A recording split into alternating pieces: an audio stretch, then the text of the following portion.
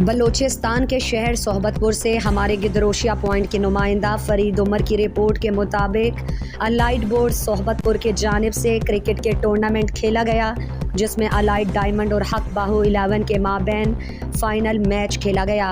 Allied 11 ने toss जीतकर पहले बैटिंग का फैसला किया। 10 ओवर्स में 119 रन बनाए और हक बाहू 11 को 120 रन का टारगेट दिया।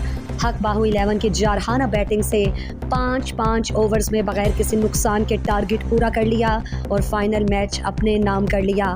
प्रोग्राम के मेहमान ख़ास खुरम फतेह भंगर, जबकि एजाज़ी मेहमान सैयद मोहम्मद यार शाह थे। फाइनल मैच देखने के लिए शायकीन क्रिकेट ने बड़ी तादाद में शिरकत की।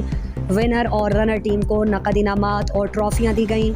इस मौके पर खुरम फतेह भंगवार सैयद मोहम्मद यार शाह ने खिताब में कहा, आज खुशी भी हुई है और दुख भी हो रहा है। खुशी इस बात की हो रही है कि सोहबतपुर जैसे पसमानदा तरीन ज़िले में हमारे नौजवान खिलाड़ी बहुत ही बासलाहियत हैं, और दुख इस बात का हो रहा है कि इन खिलाड़ियों को कोई भी सहूलियात मैसर नहीं।